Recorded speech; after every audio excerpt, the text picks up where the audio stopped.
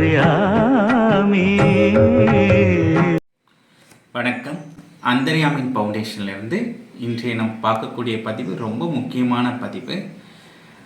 நம்ம வாழ்க்கையில் ஒவ்வொரு மனிதனும் நம்ம என்ன நினைக்கிறோம்னா ஆனந்தமாக இருக்கணும்னு நினைக்கிறோம், பயம் இல்லாத ஒரு வாழ்க்கை வாழணும்னு நினைக்கிறோம். ஸோ எதை பற்றியாவது பயந்துக்கிட்டு இருக்கோம். ஸோ ஒன்று ஃப்யூச்சரை நினச்சி பயப்படுறோம், இல்லைன்னா நம்மளுடைய ஆரோக்கியம் என்ன ஆகும், கெட்டு போய் விடுமோ பயம், இல்லை கடன்காரங்களை பயம், இல்லை நம்மளுக்கு யாராவது எதிர்மறை தாக்குதல் நடைபெறுமான்னு பயம் இருக்கும். ஸோ இந்த பயப்படும் போது என்ன நடக்கும்னா நம்ம வாழ்க்கையில் எல்லாமே எதிர்மறையாக தான் நடக்கும். ஸோ இப்போ பயம் இல்லாத ஒரு வாழ்க்கை சாத்தியமா? இந்த பயம் போகிறதுக்காக நம்ம பூஜைகள் பண்ணுறோம், ஸோ சில பரிகாரங்கள் பண்ணுறோம், சில தேவிகளோட மந்திரத்தை உச்சாரணம் பண்ணுறோம், தியானம் பழகிறோம். இதெல்லாம் பலன் தருமானா? ஓரளவுக்கு தரும். நம்மளுடைய கர்மாக்கள் நம்மளுக்கு கிரக பலன்கள்லாம் சாதகமாக இருக்கும் வரைக்கும் நீங்கள் பண்ணக்கூடிய மந்திரங்கள் பூஜைகள் பலன் தரும். ஆனால் அதுக்கப்புறமும் இந்த மனது எதையோ எதிர்மறையாக திங்க் பண்ணிட்டு பயம் இருக்குன்னா அப்போ அந்த மனசை நம்ம ரொம்ப ஸ்ட்ராங் பண்ணணும். ஏன்னா அந்த மனதுக்கு ஆத்ம சக்தியை ரொம்ப பலமாக்கணும், அதை பலப்படுத்தணும். ஸோ இதுக்கு எப்படி பண்ண முடியும் அப்படின்னு பார்த்தீங்கன்னா, இதுக்கு ஒரு சுலபமான வழி என்ன அப்படின்னா, பயம்ங்கிறது என்ன? ஒரு நெகட்டிவ் எமோஷனல்ஸ், ஒரு எதிர்மறையான உணர்வு.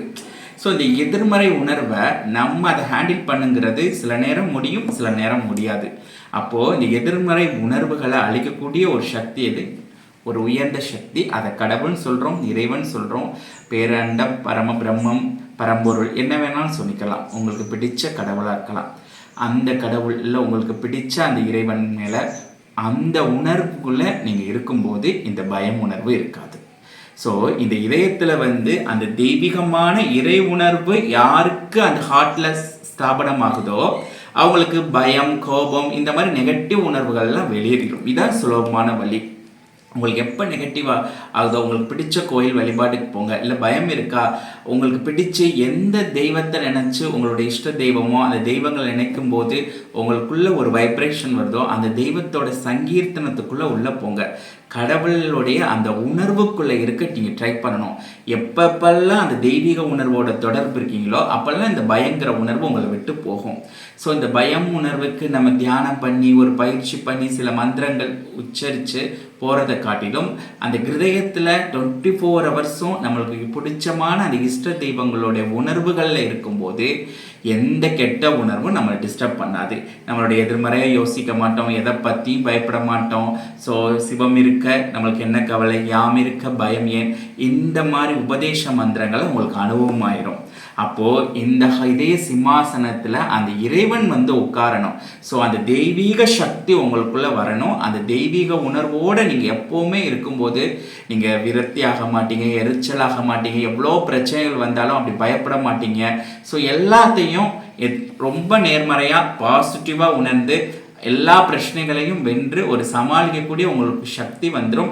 உங்கள் பிரச்சனைகள் சில பிரச்சனைகள் கர்மாக்கள் இருந்துச்சுன்னா வேகமாக கர்மாக்கள் கரையும் போது அந்த பிரச்சனை சரியாயிரும். சில பிரச்சனைகள் சமாளிக்கக்கூடிய அந்த ஆத்ம சக்தி வந்துடும்.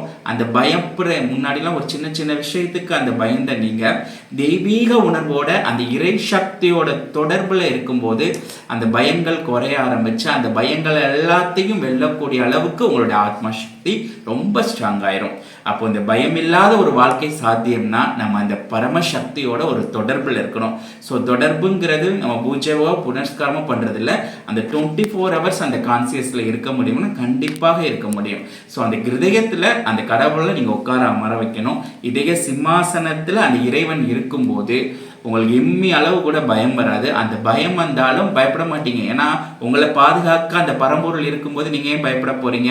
அப்போ அந்த ஹார்ட்டோட அந்த உணர்வுகளில் இறை உணர்வு கலக்க கலக்க உங்களுடைய எல்லா விதமான எதிர்மறை உணர்வுகளும் கரைந்து உங்களுடைய வாழ்க்கை ரொம்ப வறுமையில் இருந்தீங்கன்னா வளமையில் வருவீங்க.